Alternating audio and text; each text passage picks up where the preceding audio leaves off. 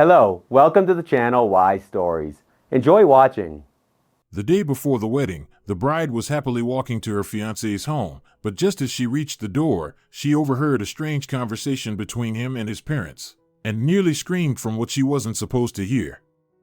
Welcome to the world of our stories. Today, you'll hear about a woman who found the strength to start her life anew. Your support through likes and subscriptions helps us share such meaningful stories.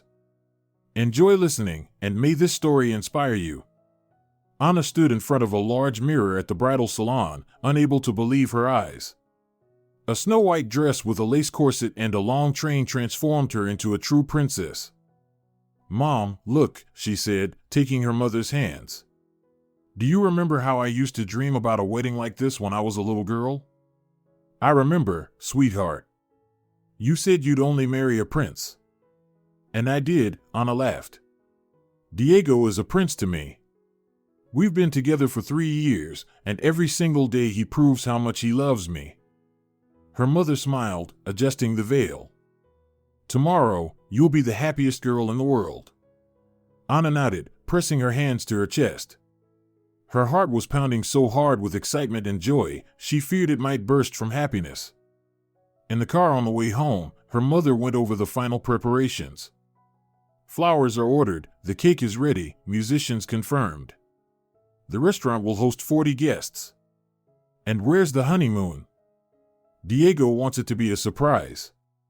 He says it'll be unforgettable. Your Diego's a good man.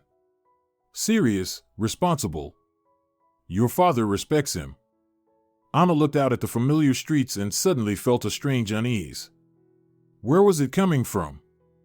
Everything was perfect. Diego loved her, her parents were happy, and the future looked bright. But something inside whispered, too good to be true. She brushed the thought aside. It was probably just nerves before the big day. Every bride feels this way. Then why were her hands trembling, and why did a chill settle in her chest? "Nonsense," she said aloud. "Tomorrow, I'll be the happiest woman in the world." But the voice inside her had gone silent. At home, Anna carefully hung the dress in the closet and smoothed the silky fabric. Tomorrow, she would walk down the aisle in it. "Anita, are you ready for married life?" her mother asked while folding bed linen into the hope chest. "Mom, come on. Diego and I have talked everything through. He wants kids, and so do I. We'll live in his apartment until we can afford a bigger one. And will you be working?" "For now, I'll work at Dad's company. Later, we'll see. Diego says he can support us." Her mother nodded approvingly. "Your father put together a good dowry for you. The apartment downtown is in your name, a new car, plus some money to get you started." "Mom, I don't need any of that. The most important thing is that we love each other." Anna sat down on the bed and suddenly recalled a few odd moments from the past few months. Diego sometimes didn't answer her calls for a long time. "I was busy," he'd explain. More than once, she'd seen him quickly hide his phone when she approached. "Work stuff," he'd say. And then there were those late nights out with his friends. Every week. Just the guys, you understand. She understood. But why did her heart ache with unease? And why did he never say "I love you" first, only repeated it when she said it? And his, of course, sunshine instead of genuine words. "Stop it," Anna scolded herself. "You're making up problems out of nothing. He proposed, he's planning the wedding. Isn't that enough?" But the little worm of doubt had already awakened. The phone rang. Anna grabbed it. "Hello, sunshine," Diego's voice was warm and gentle. "How are you? Did you like the dress?" "Diego, I'm so happy. I can't wait for tomorrow." "Me neither, my love.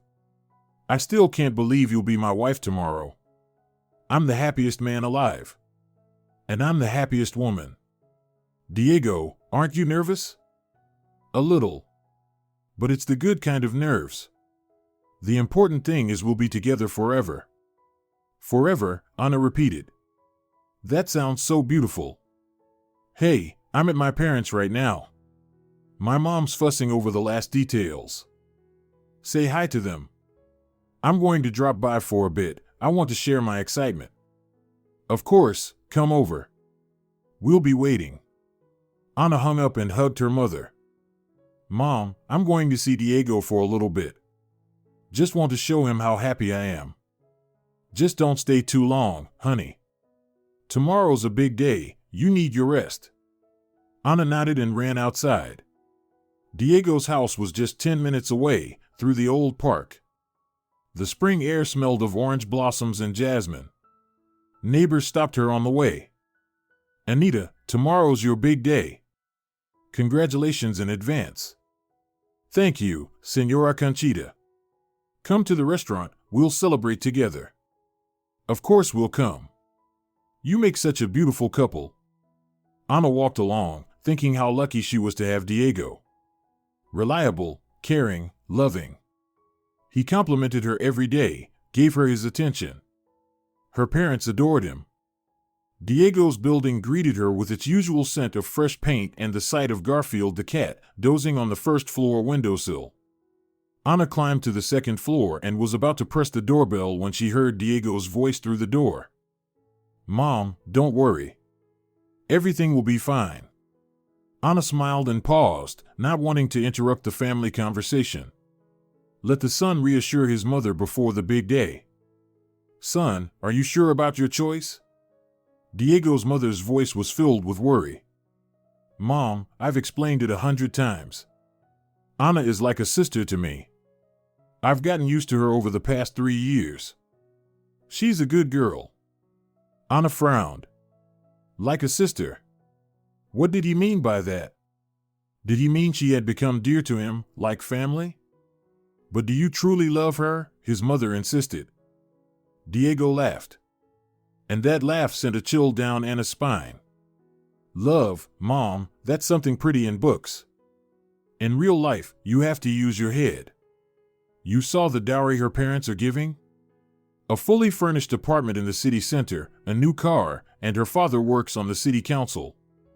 Connections like that are priceless. Ana stood on the landing as the world around her shattered into pieces. Every word from Diego struck her like a blow to the chest. Ana is like a sister to me. A sister. 3 years of intimacy, kisses, dreams about the future, and she was just a sister? Memories flashed through her mind in a feverish rush. His first I love you, now she remembered how uncertain he'd sounded. His proposal, why had it felt like he was reading from a script? His tenderness, was it ever real, or just a well-played act? The dowry, her father's influence, you can't build a home on love. So she was a transaction? A good deal? And her feelings, her trust, her dreams of a happy family, just a bonus to sweeten the contract? Son, what about that girl, Carmen? You used to date her, Diego's father joined in. Carmen came back to town recently. Remember, she left 5 years ago to study in Madrid. She's the beautiful one, with the dark hair. With her, I was truly happy. But you can't build a home on love, Dad. Does she know about the wedding? His mother asked anxiously. She knows. And she understands the situation. We're seeing each other now. Good thing she came back, or I'd be completely miserable. The worst part was the realization of her own blindness. All the signs had been there, right in front of her, and she hadn't seen them. Didn't want to see them. She believed in the fairy tale she'd written for herself. But now, the fairy tale was over. And real life had begun. The boy's thinking straight, Diego's father said. Well-off family, well-mannered girl, good connections. She'll make a decent wife. And love can come later. And besides, Diego added, Anna's as simple as they come. She'll never suspect a thing. Trusts me like a child. Carmen's smart, she gets how the world works. But what if Ana finds out? His mother pressed. How? Carmen doesn't gossip, and Ana, what could she possibly figure out? She's believed every word I've said for 3 years. Ana closed her eyes, trying not to collapse. 3 years of lies. 3 years she had believed in the sincerity of his feelings, built plans for the future, and he... By the way, Mom, I'm going to see Carmen tomorrow morning. Need to settle everything with her before the wedding. Son, what if Anna finds out? Meeting another woman on your wedding day? She won't. I'll say I have errands to run. Anna doesn't wake up early, and her place will be buzzing with wedding chaos. The phone rang in the apartment. Hello, Carmen? Yeah, it's me. Listen, let's meet tomorrow morning. 9 o'clock in Retiro Park, by the old oak tree where we used to meet. I need to talk to you. Anna heard Carmen say something on the other end. Yeah, I know the wedding's tomorrow. That's exactly why we need to meet. We have to figure out how we'll keep seeing each other. I told you, the wedding is just a formality. You're the one I love. Anna couldn't listen any longer. She quietly turned around and, trying not to let her heels make a sound, ran down the stairs. Tears blurred her vision so badly she could barely see the steps. Out on the street, she stopped, gasping for air. Everything around her was the same streetlights, the same yellow-lit windows, the same neighbors' voices. But the world had changed forever. Anita, what's wrong? Are you crying? Asked Senora Maria, a neighbor. Nothing, Senora Maria. Just nerves before the wedding. Ah, I see. All brides get nervous. Everything will go well tomorrow. If only she knew, Anna thought as she slowly walked home. She replayed everything she'd just heard in her mind.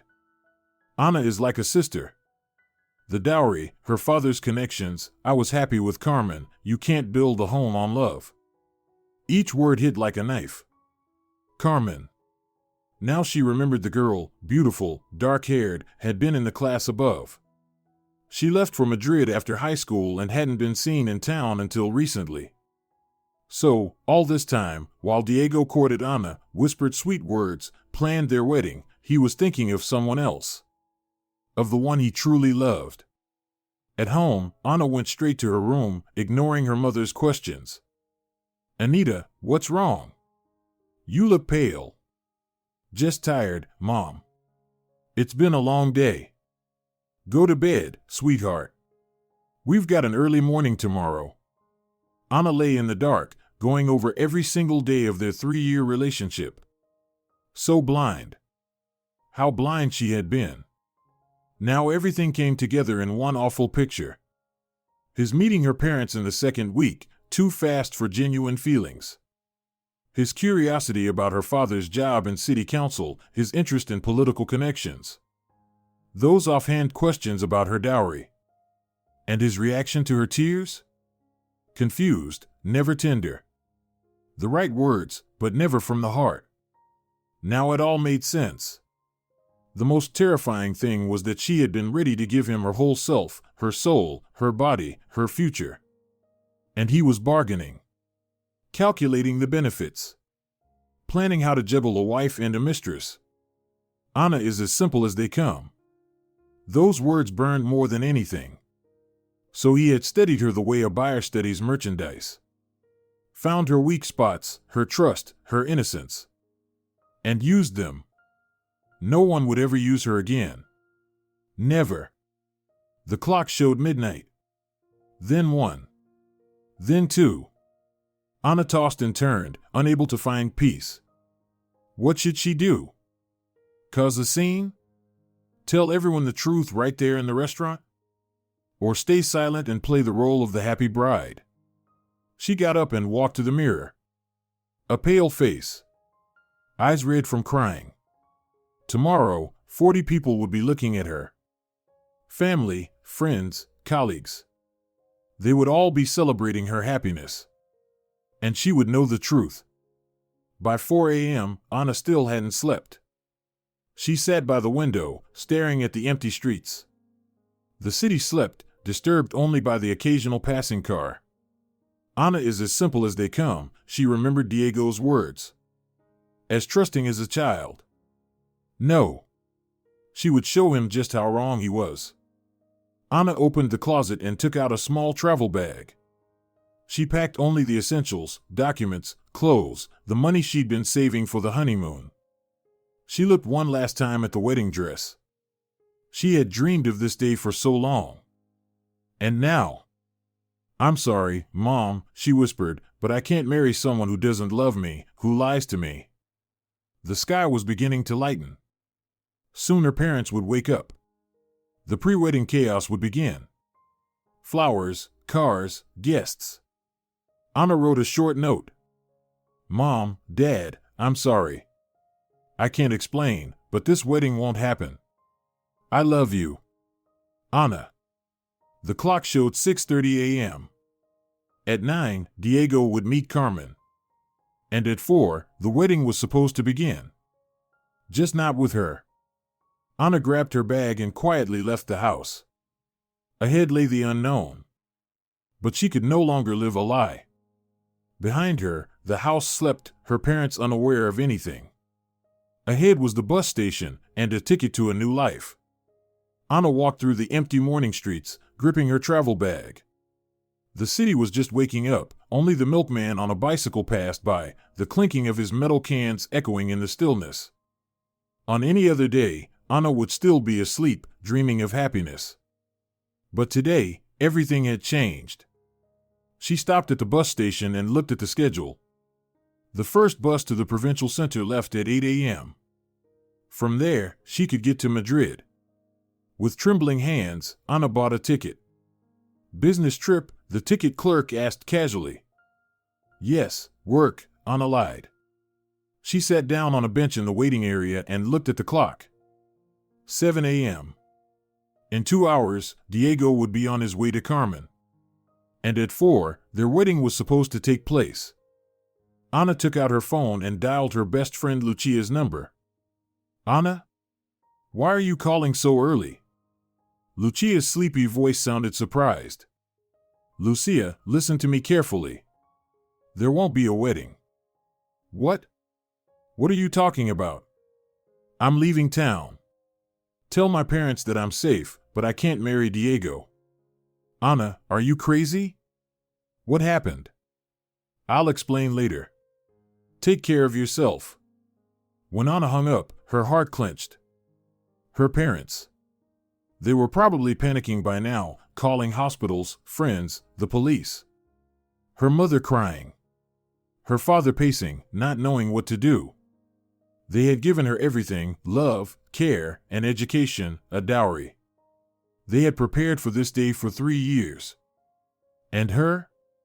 She had shattered their dreams with one decision. "I'm a traitor," Anna thought. "A selfish person. How could I do this to the people who love me most?" But another voice inside answered. "And how could you live a lie? Have children with a man who doesn't love you? Build a life on deception? Your parents will understand. One day, they'll understand. And if they don't, then that's the price of truth." At 8 a.m., the bus pulled away.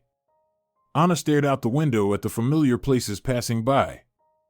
There was her school. There was Diego's house. There was the park where they used to walk. Anna watched it all and still couldn't believe what was happening. Was she really running? From her home, her parents, her whole life. Her hands trembled. Her mind raced with doubts. What if I'm wrong? What if I misunderstood? What if he has another explanation? But then his voice echoed in her mind. "Anna is like a sister to me." No, she hadn't misunderstood. For 3 years, she'd lived in a fantasy world. Now she had woken up. Was it painful? Yes. Terrifying? Absolutely. But it was real. She wanted to turn around. Go back. Forgive. Forget. That would be easier. More comfortable. Her parents would be happy. The husband would be successful. The future secure. Isn't that what every girl dreams of? But now she knew the price of that kind of happiness. And she wasn't willing to pay it. "I'm doing the right thing," she whispered in time with the rhythm of the wheels. "I'm doing the right thing." but her heart screamed with pain. All of it was now in the past. Half an hour later, the bus stopped at a roadside cafe. Anna got out to stretch her legs and happened to overhear two women talking. "Do you remember that girl who ran away from her wedding? Disappeared on the big day? Really? What happened?" "Oh, it was a scandal all over town. Guests were waiting at the restaurant, but the bride never showed up." Anna hurried back onto the bus. "So, they already know. I wonder what's happening at home right now." Meanwhile, back in her hometown, real drama was unfolding. Anna's mother found the note at 7:30 in the morning. "Pedro! Pedro! Wake up, quickly," she screamed to her husband. "Anna's gone." Her father jumped out of bed, read the note, and turned pale. "We need to call the police," Anna's father said. "Let's call Diego first," her mother suggested. Diego was getting ready to go see Carmen when the phone rang, catching him off guard. "Diego, is Anna with you?" The voice of the bride's mother trembled with worry. "No, why? What's happened?" "She's gone. She left a note saying the wedding won't happen." Diego sank into a chair.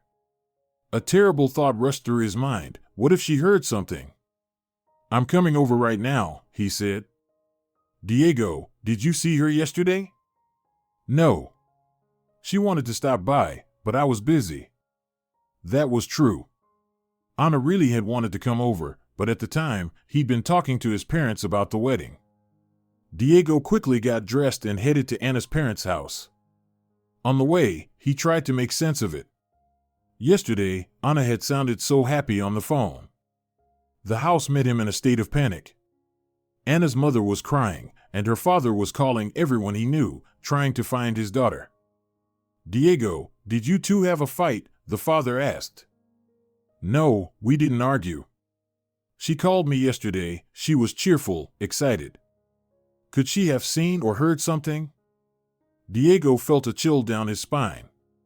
What if she had come by last night and heard the conversation with his parents? "I don't know," he lied. "Maybe she just got cold feet?" That happens, right? "Our Anita isn't the type to run from fear," her mother said, shaking her head. Something happened. Just then, Anna's friend Lucia called. "Senora Dolores, Anna called me this morning. She said she's leaving town and the wedding's off." "Did she say anything else?" "No. Just asked me to tell you she's okay." Diego listened to the conversation, realizing things were getting worse. Anna hadn't just disappeared, she had deliberately run away from the wedding. "Maybe we should check the bus stations, train stations," he suggested. "We've already sent people," Anna's father nodded. "But if she doesn't want to be found?" At that moment, Anna was already in the provincial center. She had transferred to a train headed for Madrid and was staring out the window at the fields passing by. For the first time in her life, she was traveling so far from home, alone. The train raced into the unknown, and Anna suddenly realized the scale of what she had done. She was alone. For the first time in her life, truly alone. No parents to fall back on. No fiancé to provide for her. No familiar environment where everyone knew and loved her. Her money would last a month, 2 at most. And then? She had only ever worked at her father's company, in an easy, sheltered position. Who would hire her in a big city? No experience, no connections, no references. What if I don't find a job? A cold fear clenched her stomach. What if I end up on the street? What if I get sick? Who will I turn to for help? A treacherous thought crept in. It's not too late to go back. She could come up with an excuse. Apologize. Marry Diego and live the life that was planned. But then she remembered. Anna is as simple as they come. No. Better poverty and uncertainty than wealth and humiliation. The train sped on, into a new life. There were only a few passengers in the carriage. An elderly woman with her grandchildren. A businessman with a briefcase. A young mother with a baby. Ordinary people, each with their own lives and worries. No one knew she was a runaway bride. "Young lady, are you married?" the elderly woman asked, noticing Anna turning an engagement ring on her finger. "No," Anna replied, slipping off the ring Diego had given her. "But you wear a ring?" "I used to." "Not anymore." The woman nodded knowingly. "It happens. Better to realize it before the wedding than after." If only she knew how close she was to the truth, Anna thought. The train arrived in Madrid at 1 in the afternoon. Anna stepped onto the platform and looked around, disoriented. A massive station. Crowds of people. No one knew her. For the first time in her life, she was utterly alone. First, she needed to find a place to stay. Anna bought a newspaper with classifieds and started searching for a room to rent. She had only a small amount of money, the savings meant for the honeymoon. 2 hours later, she was already inspecting a tiny room in a shared apartment on the city's outskirts. "Student?" asked the landlady, an older woman in a worn housecoat. "Yes, I came here to study," Anna lied. "All right. 1 month's rent up front. You can use the kitchen, just clean up after yourself." Anna handed over the money and received the keys. Now, she had an address of her own in the big city. The room was tiny, a bed, a desk, a wardrobe, a small sink. But the window looked out onto a courtyard where an old linden tree grew. Anna sat on the bed and, for the first time in 24 hours, allowed herself to relax. What was happening back home now? Her parents were probably beside themselves with worry. And Diego? Did he feel upset, or was he more concerned about explaining the canceled wedding to the guests? Anna pictured the restaurant where the celebration was supposed to be. The set tables, the flowers, the musicians. And none of the main characters. Meanwhile, back in her hometown, chaos was unfolding. By 4 in the afternoon, 40 guests had gathered at the restaurant. Everyone was dressed up, holding gifts, full of excitement and anticipation. Diego stood at the entrance to the hall, unsure of what to say to anyone. Anna's parents were just as lost. "Dear guests," Anna's father began, "we've had an unfortunate situation. Anna has fallen ill. The wedding will have to be postponed." The room erupted into murmurs. Some people expressed sympathy, others confusion. "What kind of sudden illness is it?" asked one of Diego's aunts. "A nervous breakdown," Diego answered quickly. "The doctors say she needs rest." The guests began to leave, some leaving behind gifts and offering words of support. The musicians packed up their instruments. Waiters started clearing the tables. "What a disgrace," whispered the neighbors. "What really happened?" "They say the bride ran away." "No. From a man like him? Then there must have been a reason." Diego overheard snippets of conversation and realized the truth wouldn't stay hidden for long. In a small town, everything comes to light eventually.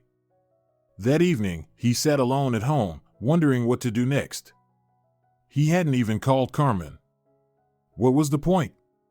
All the plans had fallen apart.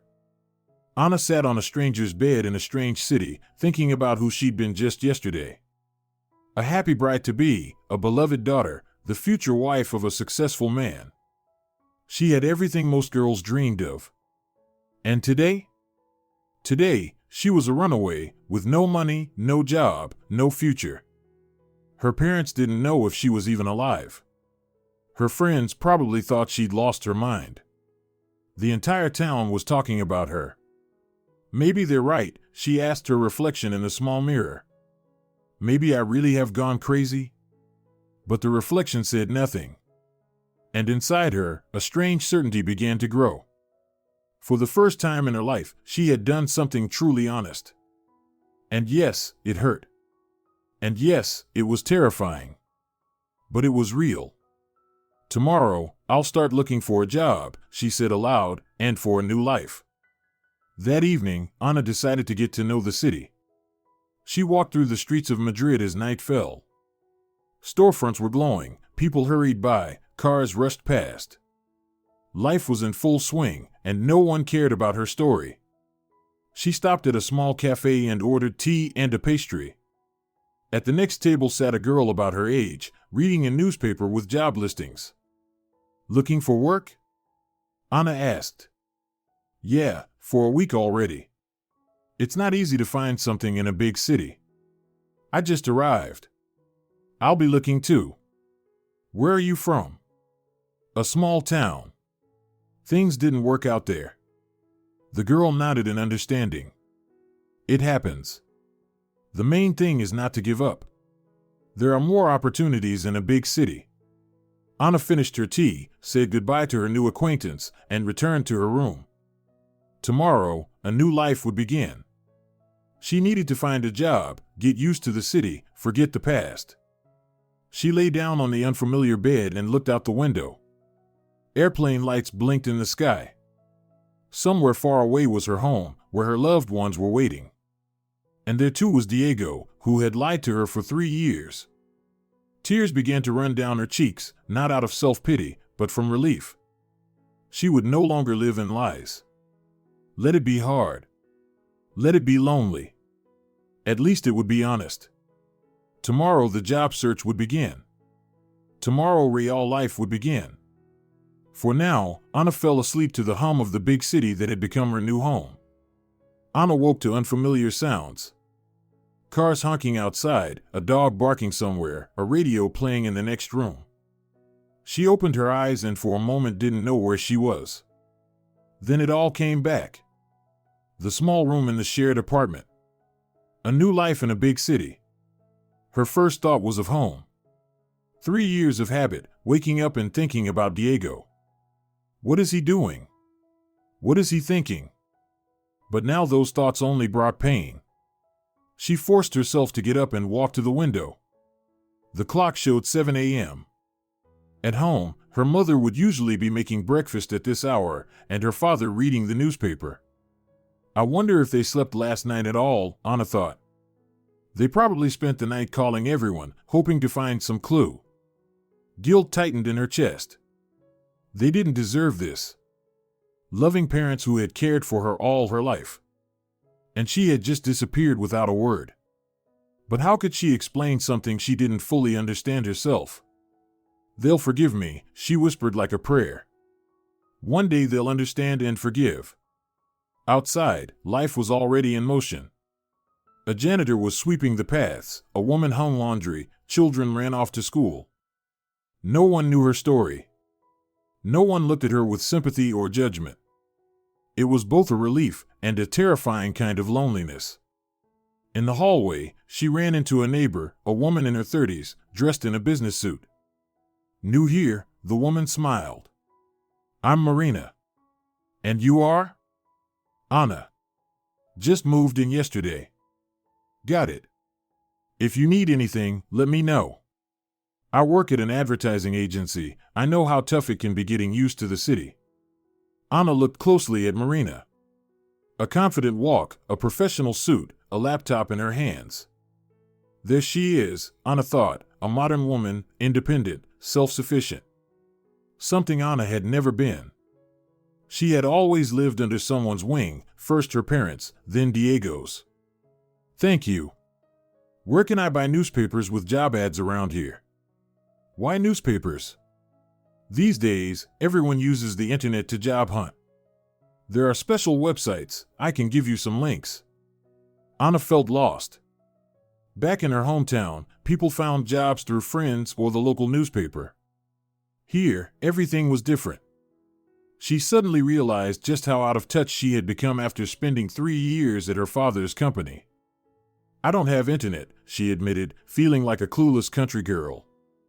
"Go to an internet cafe. There's one on almost every corner. Or try the library, it's free there." After breakfast, Anna set out in search of work. Every step felt difficult, the fear of the unknown tightened around her throat. What if no one hires me? What if they see how inexperienced I am? What if the salary won't even cover basic needs? "I can do this," she whispered to herself. "I have to." Her first stop was the nearest internet cafe. A young man behind the counter showed her how to use job search websites. "What's your education?" he asked as he helped her fill out a profile. "Economics. I worked for 3 years at a family business." "Okay, plenty of options: accountant, office manager, secretary. The key is writing a solid resume." An hour later, Anna had already sent out a dozen applications to different openings. Her hands trembled with anxiety. For the first time in her life, she was looking for a job on her own.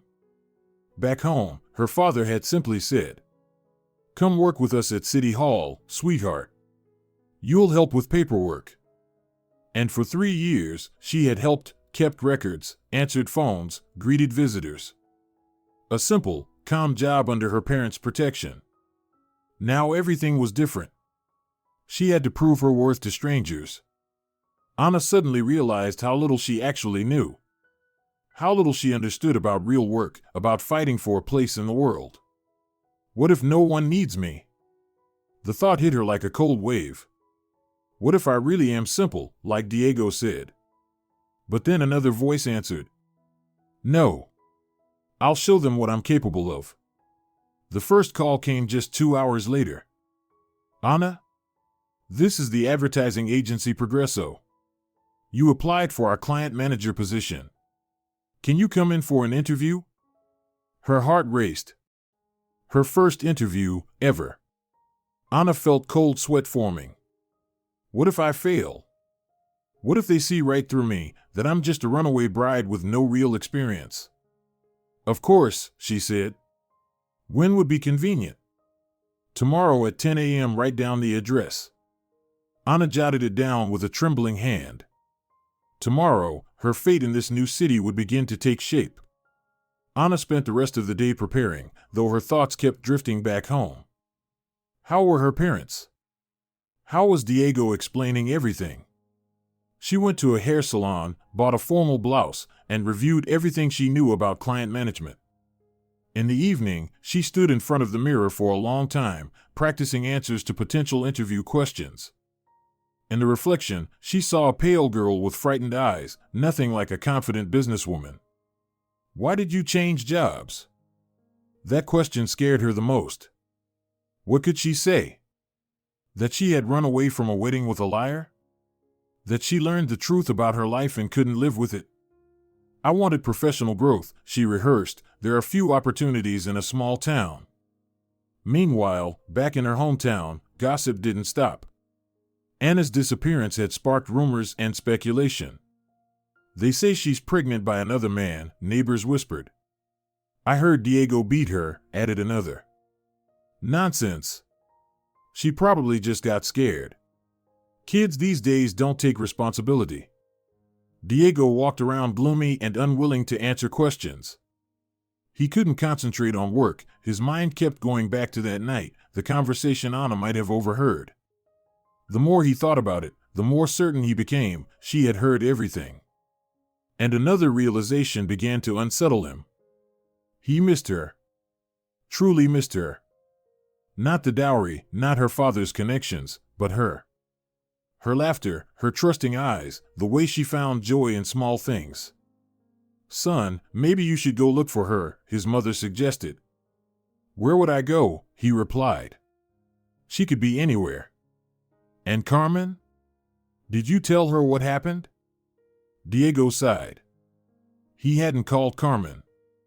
How could he explain the situation? That his fiancé had run away, possibly after learning about his affair, and that now he didn't even know how he felt? "No, I haven't told her. I don't know what to say yet." But Carmen had already found out from her coworkers. She worked as a nurse at the local clinic and overheard patients talking.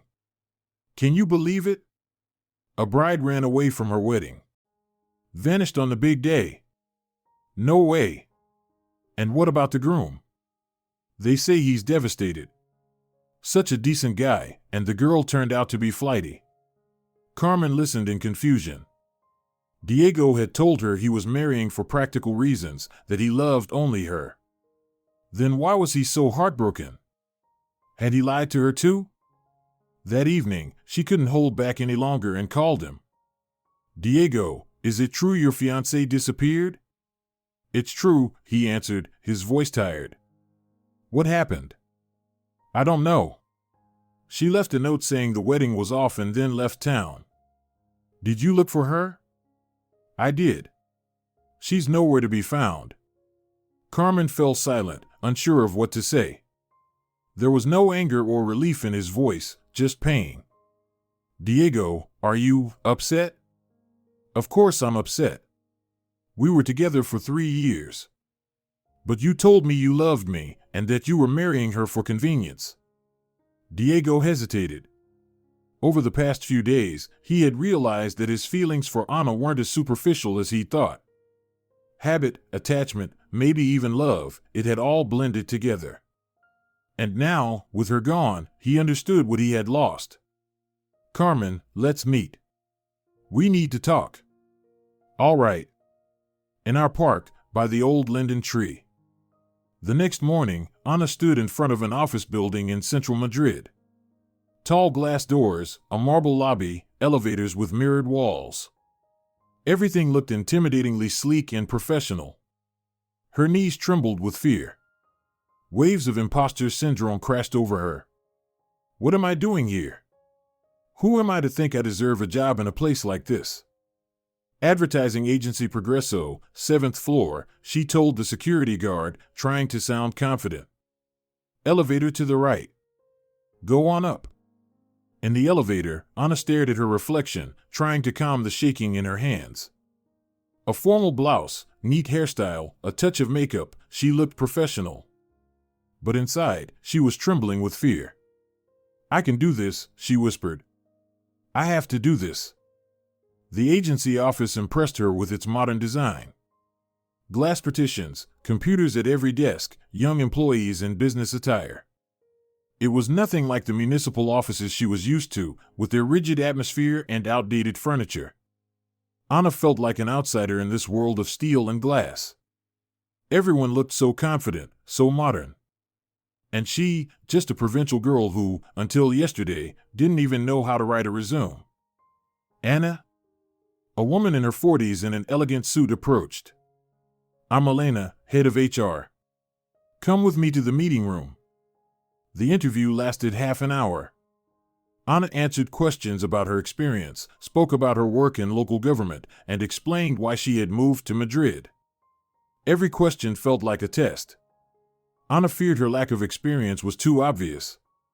That her nervous answers would give her away. I wanted to challenge myself in a big city, gain new experience, she said, doing her best to sound confident, though fear tightened her chest with every word. Why advertising? I enjoy working with people. In my previous job, I often interacted with clients, and I genuinely liked it.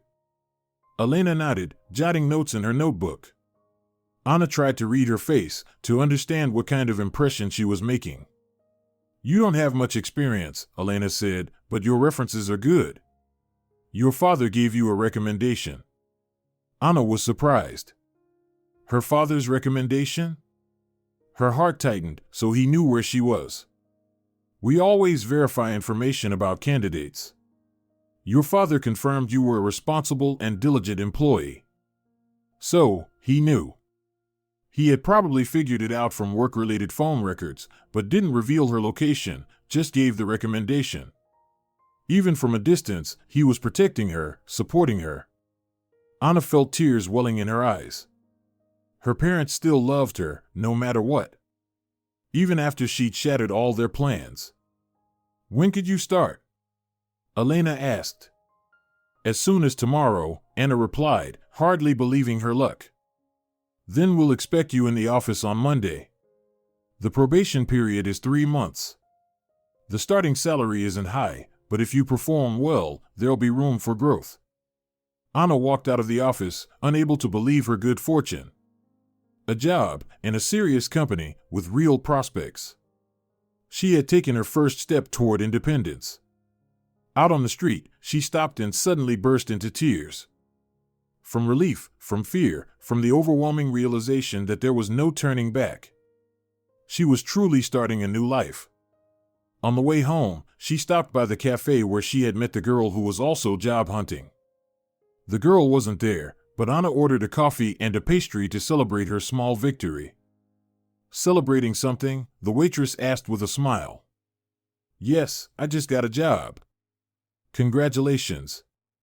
Sounds like you're settling into our city. Anna nodded. Yes, it seemed she was. It was scary, but exciting. Ahead of her was a new life, full of uncertainty and possibility. That evening, she called Lucia. Anna, where are you? Everyone's going crazy. Lucia, tell my parents I'm okay. I found a job. I'm living a normal life. But where are you? In a big city. That's all I can say. And Diego? Diego's a mess. They say he's looking for you. Anna felt a sharp pang in her heart. He's looking for me? Why? To get the dowry back? Or something else? Tell him not to look. I'm not coming back. Anna, but what happened? Why did you run away? Anna stayed silent for a moment. She wasn't ready to tell the truth, not yet. It was still too painful, too raw. I realized I wasn't ready for marriage. Better to walk away now than suffer later. But you were together for 3 years. Sometimes even 3 years isn't enough to truly know someone. After the call, Anna sat by the window for a long time, looking at the lights of the big city. Somewhere far away was her home, where her loved ones were waiting. And Diego, who might, at that very moment, be meeting with Carmen, explaining the situation. She wondered what he was telling her. That his bride turned out to be flighty and ran away? Or was he admitting that she discovered the truth about their relationship? Maybe he really was hurting. Maybe he'd realized he had lost something important. Don't think about him, Anna told herself. That's the past. Anna picked up the ring she had taken off on the train. It was beautiful, expensive, with a small diamond. Diego had given it to her so ceremoniously, speaking beautiful words about eternal love. Now she knew the true value of those words, and of the ring. Tomorrow, she would sell it and buy something useful for her new life. Maybe a laptop for work. Or new clothes for the office. The past needed to stay in the past. The future began tomorrow. 3 months flew by like a single day. Anna had successfully passed her probation period and was now a full-time manager at the agency. Every morning, she woke up with a growing sense that her life was coming together. She liked the job, her colleagues had accepted her, and her salary now allowed her to rent a better apartment. But most importantly, she could feel herself changing inside. She was no longer the girl who was afraid to make decisions and relied on others for everything. Now, she was in control of her life, and that feeling was intoxicating. On Monday morning, Anna sat in a meeting room with a new client, discussing a marketing campaign for his restaurant. 3 months ago, she would have been shaking in fear during such a meeting. Now, she felt like a professional. You see, the client was saying, I want to attract more families. Birthdays, anniversaries. Weddings, Anna added automatically, and then froze. The word had slipped out on its own, and with it came a rush of memories. She saw herself in a white dress, happy and naive.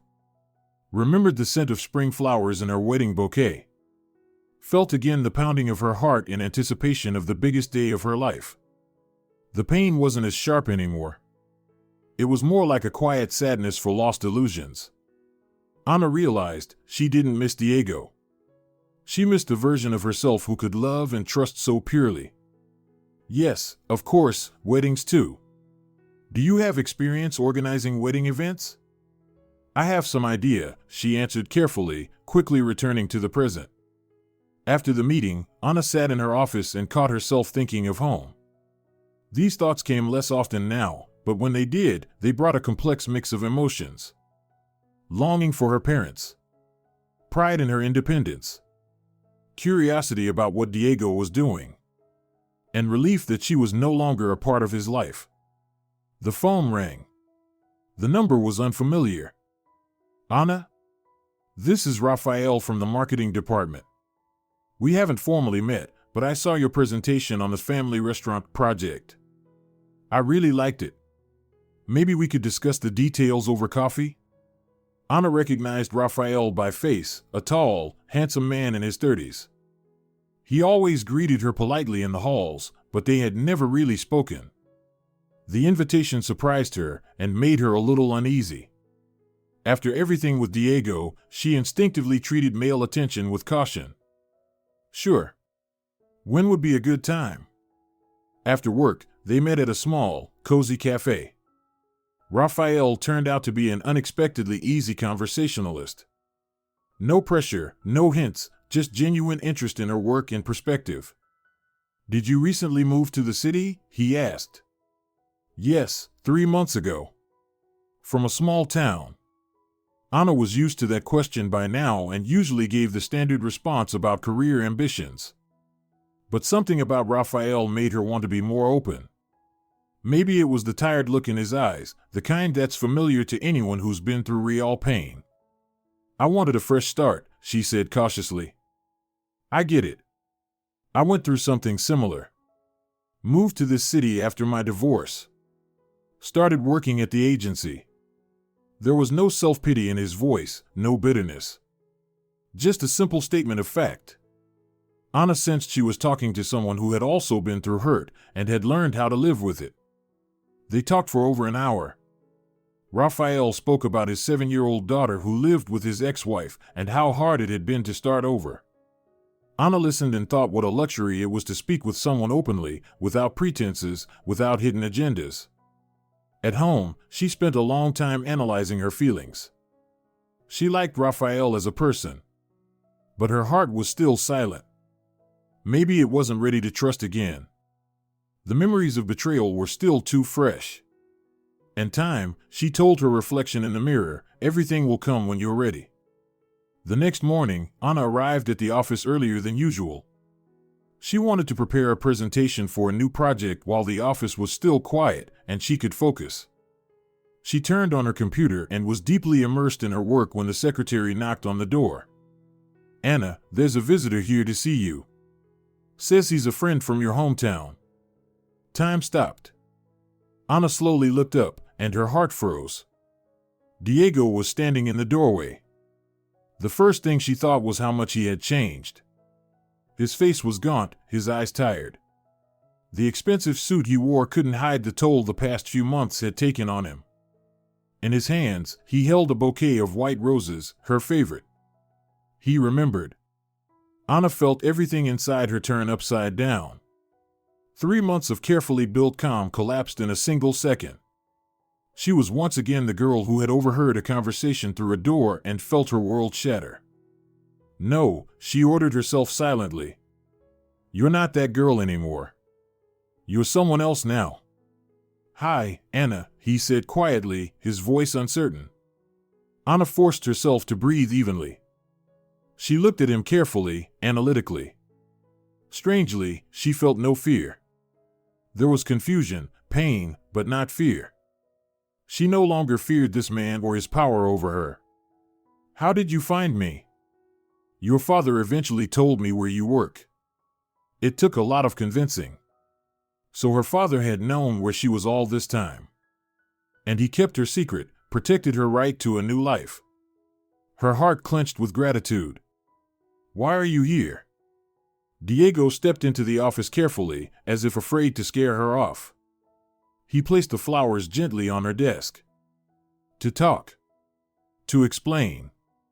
Anna felt something dark and painful rise inside her. All the hurt, all the humiliation she had worked so hard to process over the past months suddenly came to the surface. Explain what? Her voice had steel in it, more than she expected herself. That you lied to me for 3 years?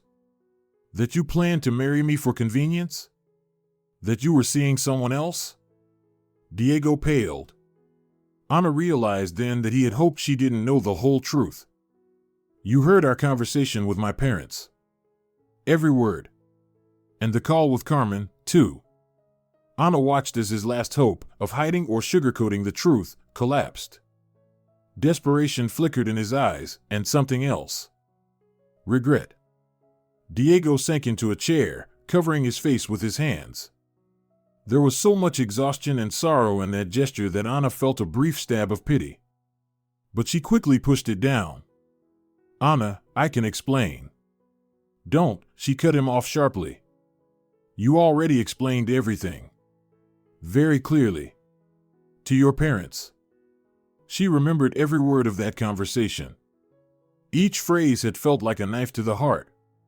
Anna is like a sister to me, the dowry, her father's connections, simple as they come. Those words had haunted her during the first few weeks in the new city. Until she learned to turn pain into strength. Listen, I really did say stupid things. But over these months, I've realized. Realized what? Anna stood and walked over to the window. Below, the city was alive, people rushing about their day, unaware of the drama unfolding on the 7th floor. That you lost a good deal? That the dowry slipped away? That I lost you, Diego stood too. There was desperation in his voice. Anna, I realized I love you. Truly love you.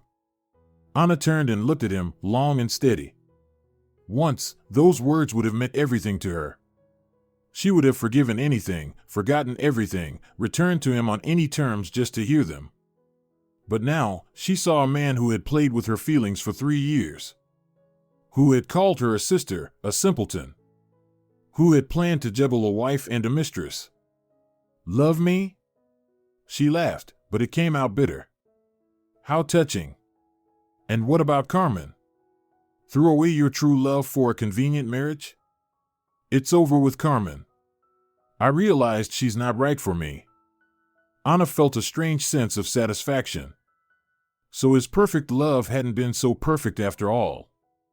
Not when it came down to choosing between her and social convenience. And I am right for you? Interesting. What changed? The dowry's still intact, isn't it?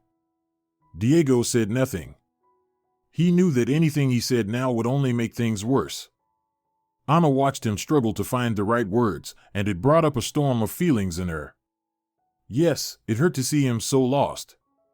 But it also felt just. At that moment, there was a knock on the door. Raphael entered with a folder of documents. Anna, sorry, I didn't know you had someone in here. I just wanted to go over. He paused, noticing the tense atmosphere. Raphael, meet Diego, my former fiancé from back home, Anna said with deliberate politeness. Diego, this is Raphael, my colleague. She watched as the two men sized each other up. Diego immediately sensed that Raphael was not just a colleague. There was too much warmth in his gaze when he looked at Anna. Maybe I should come back later? Raphael offered. No, stay, Anna said. Suddenly, she wanted Diego to see that her life now included other people. Good people. Honest people. People who didn't make plans behind her back or assess her like a business deal. Anna, wait, Diego grabbed her hand. Give me a chance to make things right. Come home. We'll get married, like we planned. Anna felt something finally click into place inside her. He still didn't get it. He still thought things could go back to the way they were, as if nothing had happened. Like we planned. She gently pulled her hand away. You mean your plan? The one based on my dowry and my father's connections? No. For love. I swear, I've realized, I really love you. When did you realize that? When I lost you. How convenient. Anna looked at him and thought about how far she'd come in the past few months. She had learned to be alone. Learned to make decisions. Learned not to fear change. And he was still the same. Still trying to reclaim what he believed belonged to him. Diego, she said firmly, I'm not the girl who believed every word you said anymore.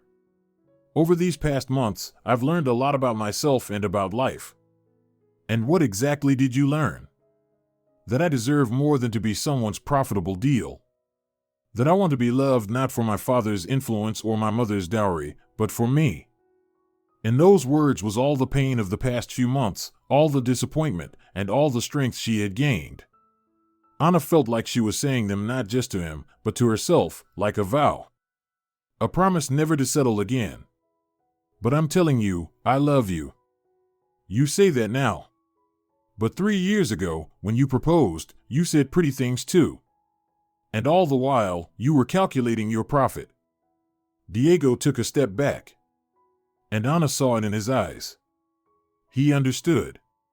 He had lost. Fully and irreversibly. So that's it? No chance? Anna looked at him for a long moment. Strangely, there was no anger left. Only sadness for what could have been. If he had been someone else. Or if she had still been the kind of woman willing to ignore betrayal in exchange for stability. No, Diego. There's no chance. I've changed. You haven't. We're from different worlds now. And him? Diego nodded toward Rafael. Is he from your world? Anna glanced at Rafael. Calm, steady, honest. Exactly the kind of person she now envisioned as a life partner. But most importantly, he didn't try to change her. He didn't make plans behind her back. He didn't treat her like a transaction. Maybe, she said. But that's no longer your concern. Diego understood he had lost. He picked up the flowers from the desk, a gesture more symbolic than anything else. What he had brought in hopes of reviving the past was leaving with him. Well then, take care, Diego said, and turned toward the door. Diego, Anna called after him. He turned, a flicker of hope in his eyes. Give my regards to your parents. And find someone who will love you sincerely. You deserve that. It wasn't cruelty. It was goodbye, real and final. Anna felt something inside her let go, making space for new feelings and a new life. Diego nodded silently and walked out. Anna sank into her chair, her hands trembling. The world she had so carefully built over the past months had been shaken, but it hadn't collapsed. She had faced her past and remained herself. Her new self. Rafael approached, pouring her a glass of water from the cooler. Rough conversation, he asked gently. Very. But necessary. Anna felt a deep gratitude toward him. He could have left to give her privacy. But he stayed, knowing she might need someone there. Want to talk about it? Maybe. But not now. Right now, I need to work. Work was a lifeline, something to anchor her in the present. Not in what had been or could have been. Of course.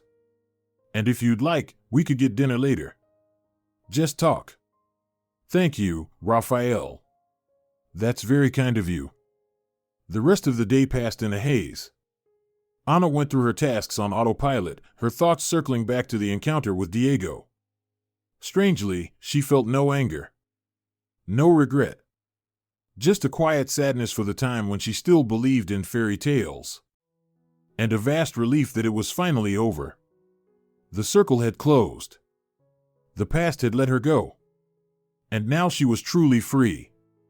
That evening, she told Rafael the whole story.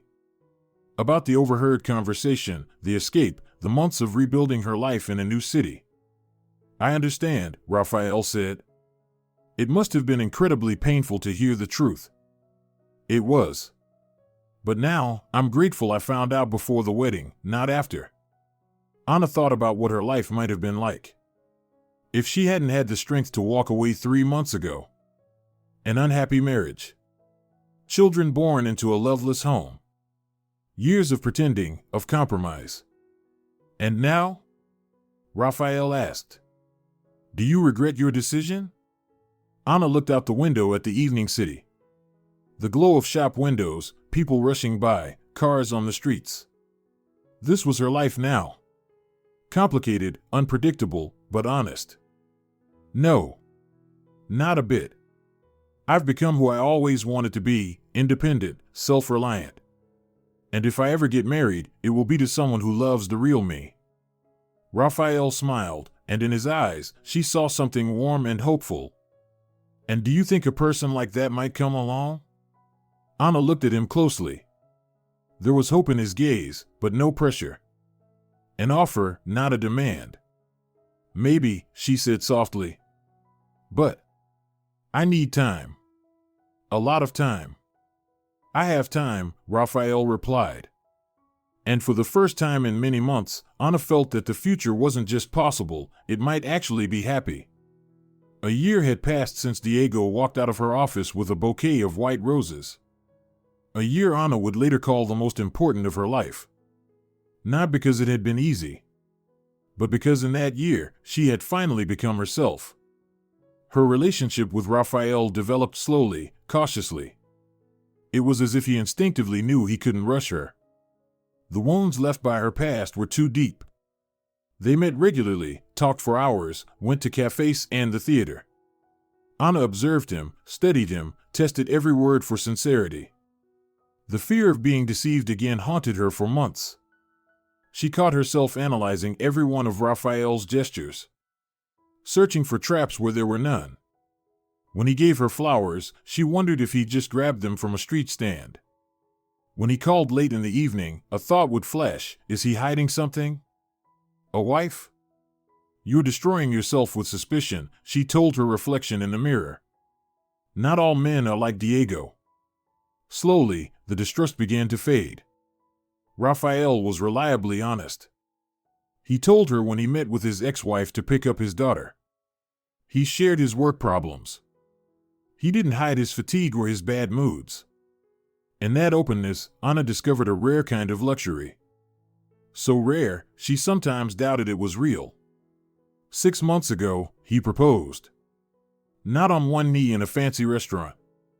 He simply said it during a walk in the park. Anna, I want us to get married. Not now, when you're ready. But I want you to know where I stand. She cried. From relief. From fear. From the realization that life was giving her a second chance. Raphael held her silently, without demanding an answer, without pressure. I need time, she whispered. We have our whole life, he replied. And Anna believed it was true. Today she was returning to her hometown for the first time in a year. Her mother had been calling every week, gently probing for details about her new life. Her father was more reserved, but there was relief in his voice. His daughter was alive, healthy, managing. Come for my birthday, her mother had asked a month ago. We miss you. Anna had hesitated for a long time. Returning to the past was always painful. But she understood, it was time to close the circle, to make peace with the place where she was born and raised. The train was pulling into the familiar station. Anna looked out the window at the suburban houses, the fields, the little stops, and felt a strange detachment. As if she were looking at photos from a past life. Her parents met her on the platform. Her mother cried, her father hugged her silently. They had aged over the past year. Or had she simply not noticed the wrinkles and gray hair before? You've changed so much, my girl, her mother said, carefully studying her in the car. You've become confident, grown up. Anna smiled. She could feel the changes too. Her movements were steadier now, her voice carried a quiet strength. She was no longer the girl who needed protection and approval. The house greeted her with the smell of her mother's pies and familiar furniture. Nothing had changed, but everything seemed smaller, cozier, more provincial. Anna went up to her room and saw that wedding dress lying on the bed. I kept it, her mother said, following her in. Thought maybe you'd want it someday. Anna touched the silky fabric. A beautiful, expensive dress. She had once dreamed of walking to the altar in it. Now it seemed like a costume from a place she no longer performed in. Mom, give it away. Or sell it. Let another girl be happy in it. Her mother nodded, understanding. That evening, the extended family gathered. Aunts, uncles, cousins. They looked at her with curiosity and caution. No one asked directly what had happened a year ago, but the questions hung in the air. Ana lives in Madrid now, her mother said proudly. Works at an advertising agency. Very successful. And when are you getting married? Aunt Consuelo asked. When I find the right person, Ana answered calmly. And our Diego never did marry, sighed the aunt. They say he's still waiting for someone. Ana remained silent. She didn't care whether Diego was waiting for someone or not. The next day, she walked through the familiar streets. The town seemed even smaller than she remembered. The same courtyards, the same faces, the same conversations. Time here felt frozen, while she had moved so far ahead in a year that the path back seemed impossible. She stopped by the cafe where she had celebrated getting her job a year ago. At the next table sat a young couple. He was proposing, she was crying with happiness. Ana watched them and felt not envy, but a gentle sadness. She had once been just like them, naive, confident that love solved everything. Silly kids, she thought affectionately. Sweet, foolish kids. But there was no bitterness. Everyone has the right to their own mistakes and discoveries. Ana, someone said. She turned. At the entrance to the cafe stood Diego. Next to him was a woman with dark hair, Carmen. Ana looked at them closely. Diego looked better than he had a year ago, rested, calm. Carmen held onto his arm with a possessive air. A wedding ring sparkled on her finger. Hello, Ana said neutrally. May we join you? Diego asked. Ana nodded. They came over and sat at her table. An awkward pause followed. This is Carmen, my wife, Diego said. Nice to meet you, Ana said, and was surprised to realize she meant it. Not because she was happy for them, but because the circle had finally closed. We got married 6 months ago, Carmen added. There was a guarded tone in her voice. She still saw Ana as a rival. Congratulations, Ana said sincerely. I wish you happiness. Diego studied her face, as if searching for signs of regret or pain. When he found none, he relaxed slightly. And you? How are you? Everything okay? Everything's fine. I'm working, living. And your personal life? Ana smiled. A year ago, that question would have thrown her into a panic, what to say, how to explain. Now she answered calmly. There's someone. A good man? Planning to marry? Diego's tone held something, not jealousy, more like curiosity. Maybe. When I'm ready. Carmen visibly tensed. Ana realized she still felt jealous, still feared that her husband might return to the past. Carmen, Ana said gently, don't worry. There was never anything real between Diego and me. We just weren't right for each other. What do you mean, nothing? Carmen snapped. You were together for 3 years. 3 years playing at love, Ana replied calmly. I was playing the role of the smitten girl, he played the caring fiancé. But neither of us was being our true self. Diego stayed silent, knowing her words were true. And now you both can finally be yourselves, Ana continued. That's a good thing. She stood up, getting ready to leave. Ana, Diego called after her. I just wanted to say I'm sorry. For everything. Ana turned. There was sincerity in his eyes, perhaps for the first time since she'd known him. There's nothing to forgive, she said. You gave me the most important lesson of my life, not to settle for less. You're not angry anymore? Ana paused to think. Was she angry? A year ago, yes. 6 months ago, maybe a little. But now? No. No anger. Just gratitude. Gratitude, he asked, surprised. For showing me you weren't who you pretended to be. If you had been perfect, I might have spent my whole life in a small town, settling for too little. But this way, I found out what I'm capable of. Diego nodded, at a loss for words. Be happy, Ana added, and walked out of the cafe. Outside, she took a deep breath. A strange sensation, as if she had finally taken off a heavy backpack she'd carried for a year.